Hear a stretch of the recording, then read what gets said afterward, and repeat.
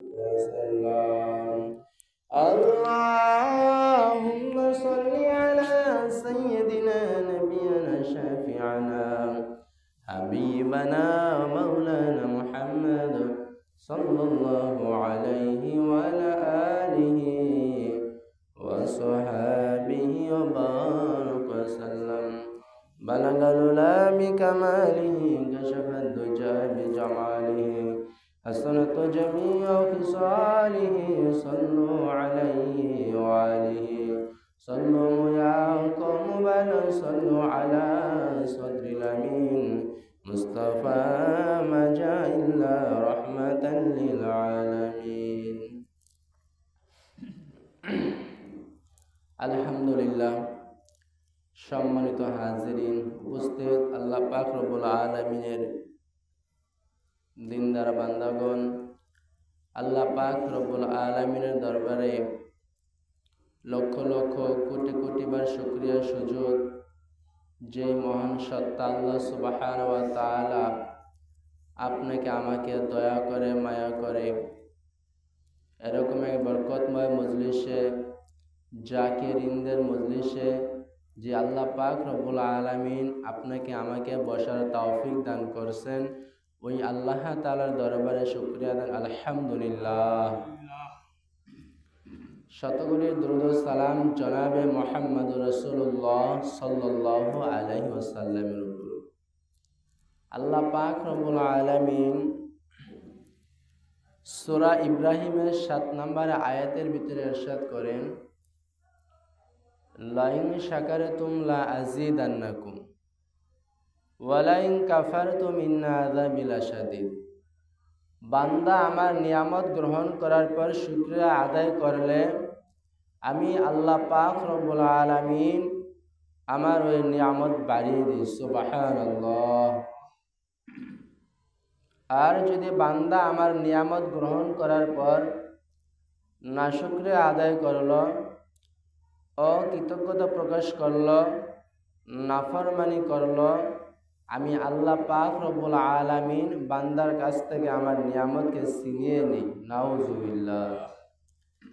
আল্লাহ তাআলা বলেন, আমি যে আমার বান্দার কাছ থেকে নিয়ামতকে ছিনিয়ে নিই এখানে ক্ষান্ত নয়।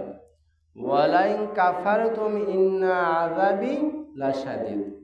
এই নাফরমানি করার কারণে, অকৃতজ্ঞতা প্রকাশ করার কারণে আমি আল্লাহ পাক রব্বুল আলামিন ওই বান্দার কাছ থেকে নিয়ামতকে ছিনিয়ে নেই এবং ওই বান্দাকে কঠিন আযাব দ্বারা গ্রেফতার করি। নাউযুবিল্লাহ। তো আল্লাহ পাক রব্বুল আলামিনের শুকরিয়া আলহামদুলিল্লাহ। আমরা সেই আল্লাহ পাক রব্বুল আলামিন এই দিনী মজলিসে আমাদেরকে বসার তৌফিক দান করছেন। এই মজলিস আল্লাহ সুবহানাহু ওয়া তাআলার দরবারে অনেক দামি এবং বরকতপূর্ণ একটা মজলিস। আল্লাহ পাক রব্বুল আলামিন এই মজলিসের আলোচনা ফেরেশতাদের নিয়ে করেন। সুবহানাল্লাহ। যে ফেরেশতাদের মাঝে এই মজলিসের আলোচনা করেন, যে আমার ফেরেশতারা দুনিয়ার জমিনে দেখো আমার বান্দারা আমার গুণ কীর্তন বলতেছে, আমার বরত্বের কথা বলতেছে, আমার জান্নাত জাহান্নামের কথা বলতেছে। দেখো ফেরেশতারা, সুবহানাল্লাহ। যে আমরা দুনিয়াবাসী আসমানের দিকে তাকালে কি দেখি? রাতের বেলা নক্ষত্র, তারকারাজি ঝলমল ঝলমল করে।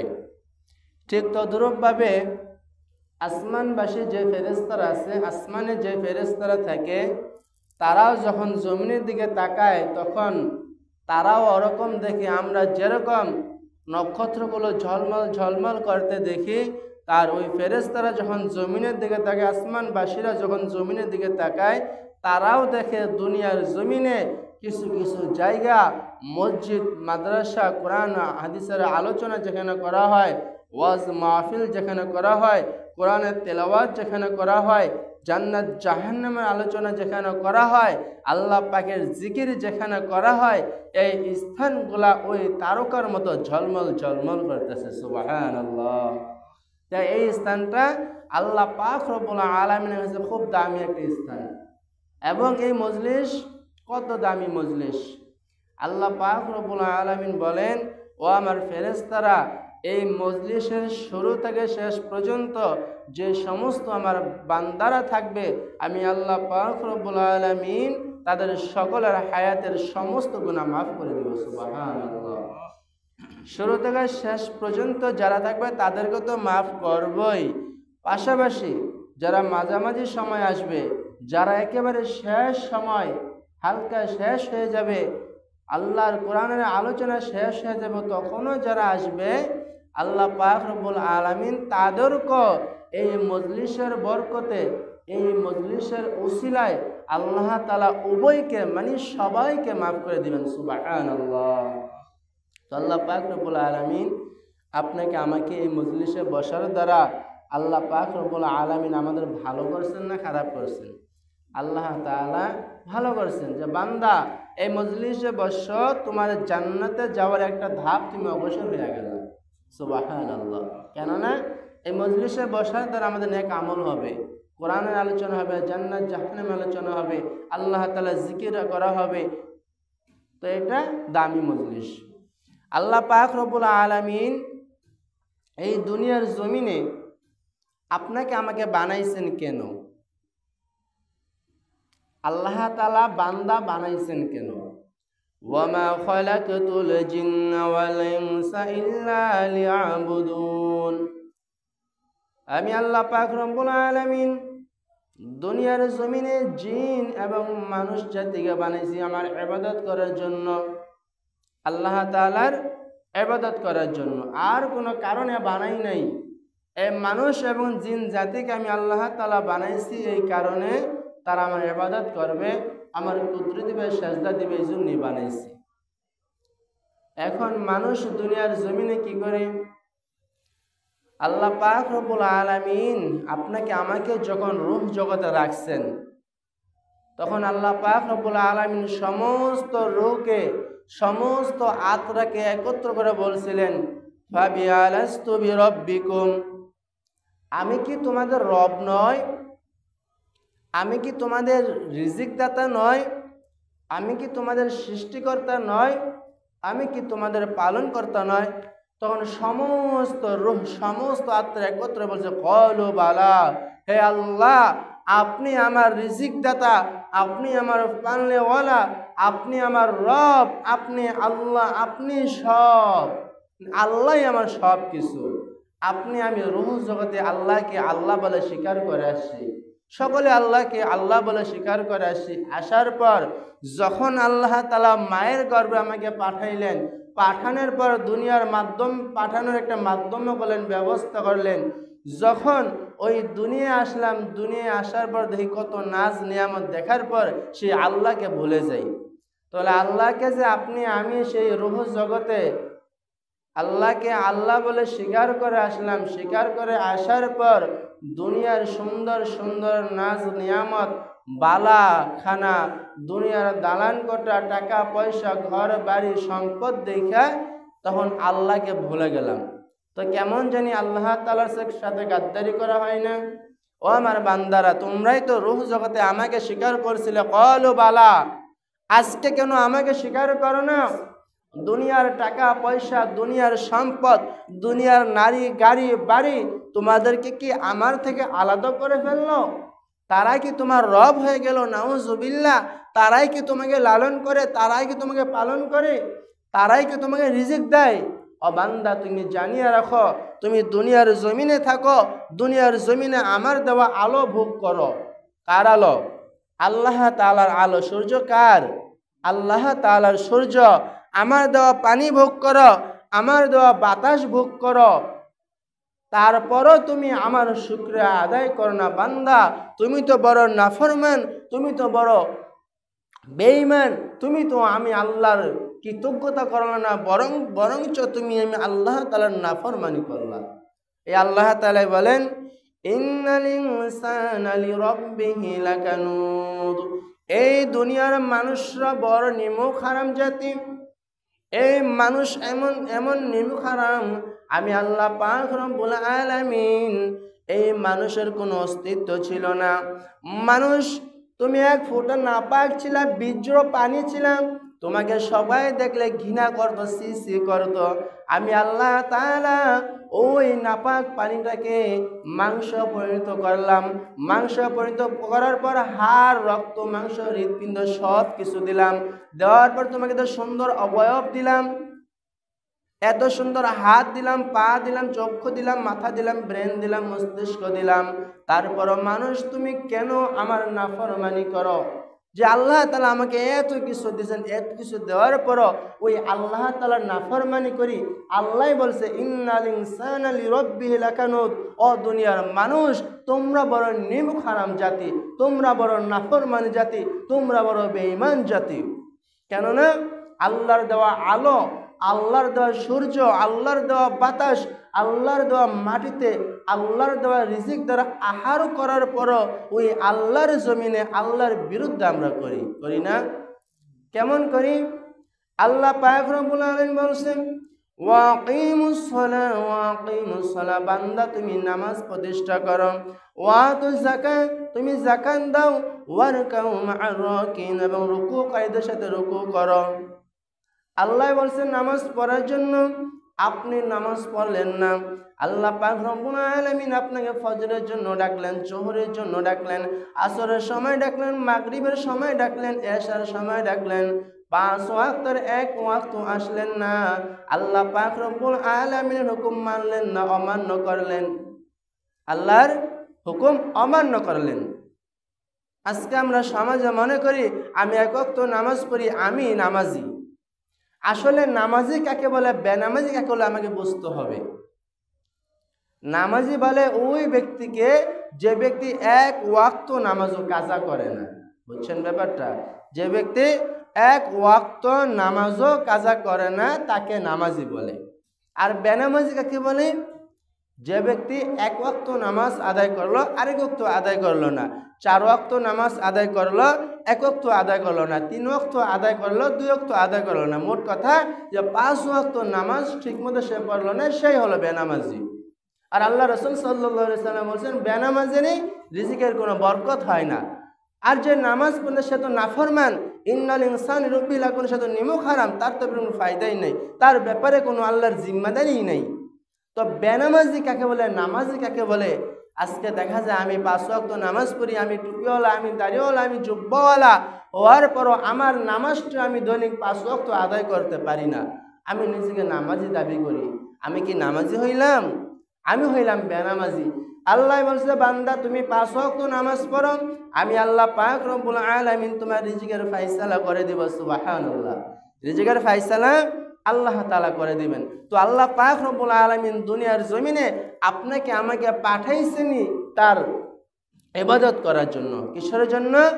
তার ইবাদত করার জন্য। ইবাদত করার দ্বারা আল্লাহ তাআলা আপনার আমার জন্য যে জান্নাতের ফয়সালা রাখছেন, হয় জান্নাত না হয় জাহান্নাম।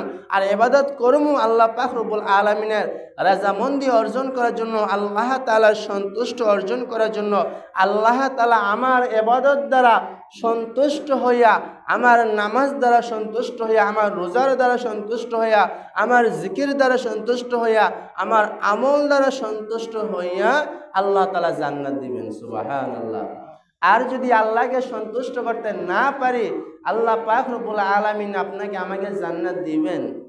আল্লাহ তাআলা জান্নাত দিবেন না। হযরত মুআজ রাদিয়াল্লাহু তাআলা আনহু বলেন আল্লাহ রাসূল সাল্লাল্লাহু আলাইহি সাল্লাম বলেছেন বনি আদমের, এই আদম জাতির মানুষের কবরে আযাব হবে। আপনার আমার কবরে আযাব হবে।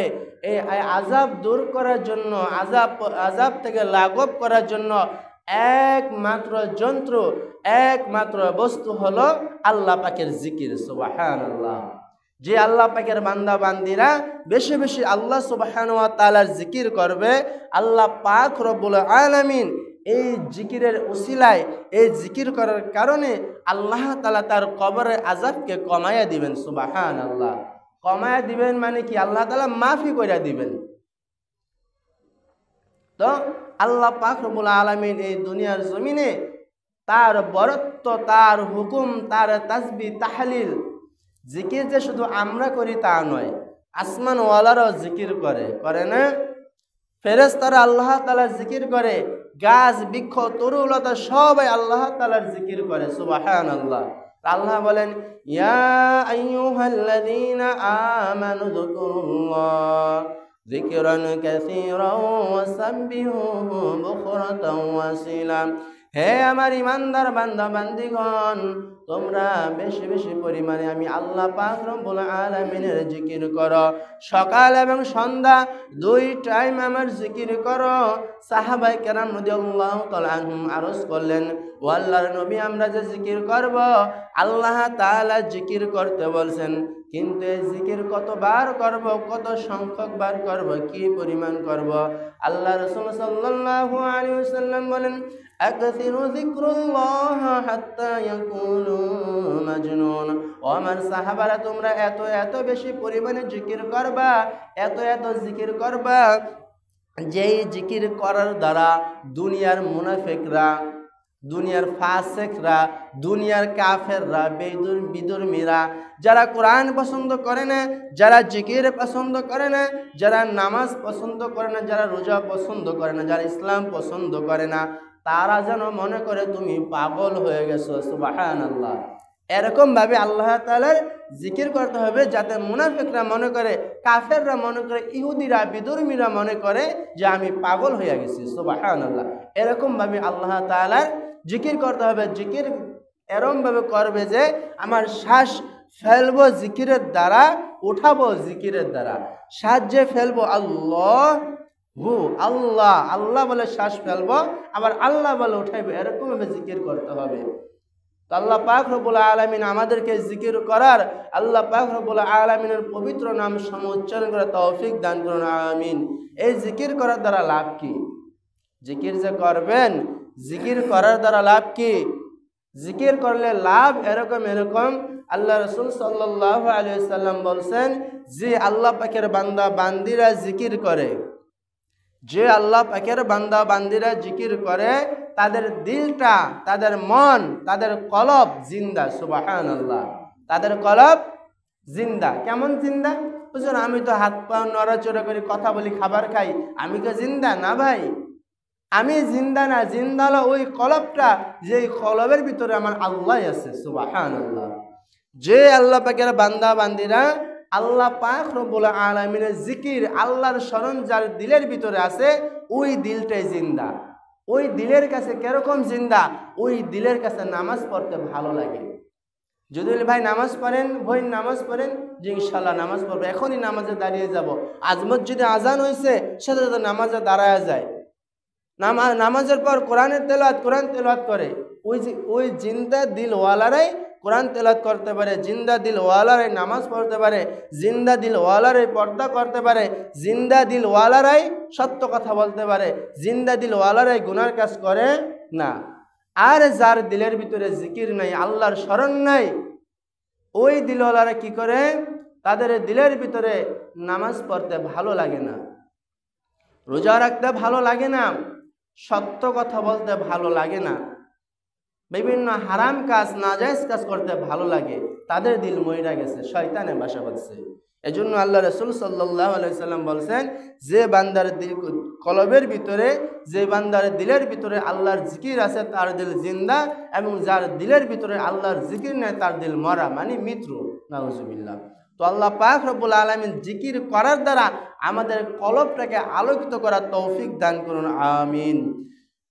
اللهم صل على سيدنا ونبينا وشفيعنا حبيبنا